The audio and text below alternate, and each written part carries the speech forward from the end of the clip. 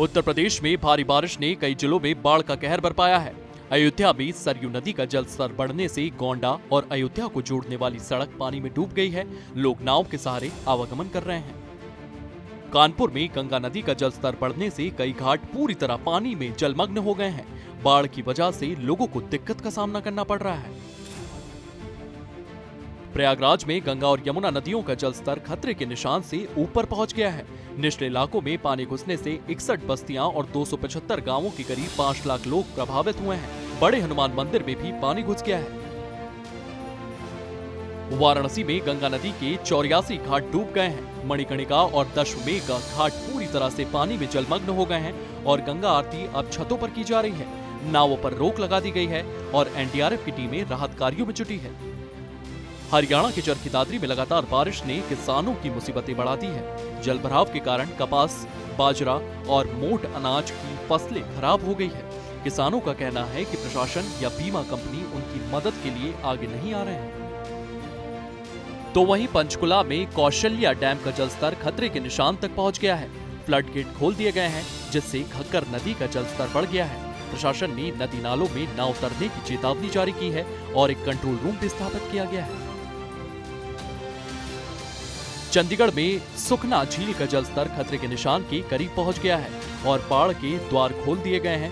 अंबाला में टांगरी नदी का जलस्तर अचानक बढ़ने से लोगों में डर का माहौल है। कुछ साल पहले इस नदी ने भारी तबाही मचाई थी और अब फिर से वही खतरा मंडरा रहा है। देखो जी, हमारी नॉलेज में 10,000 से ऊपर पानी हमें पता चला है डांगरी नदी में आ चुका है। इससे देखो लोगों को खतरा तो है। पहले भी एक बार सभी के साथ ये बात पानी में काफ़ी नुकसान हो चुका है और लोगों को डर भी है इस दिन के बीच में। लेकिन प्रशासन ने इसके बीच में खुदाई करवाई है, उसमें पानी काफ़ी जा रहा है। कोशिश है अभी, जहाँ तक मुझे ख्याल है अभी मतलब पानी मतलब इतना भी नहीं मतलब हो जाएगा भी ज़्यादा नुकसान हो जाए। लेकिन हमने जो नंबर है अपना हेल्प नंबर है लोगों के पास वो नोट करवा दिया है।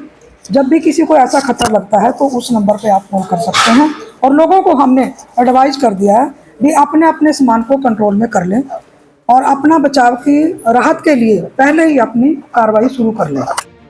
तो वहीं घग्गर नदी में जलस्तर बढ़ने से मुबारकपुर का काजबे 1 फीट पानी में डूब गया है। सैकड़ों झुग्गियां पानी में बह गई है और लोग बेघर हो गए हैं। प्रशासन ने मुबारकपुर डकोली मार्ग का उपयोग न करने की सलाह दी है।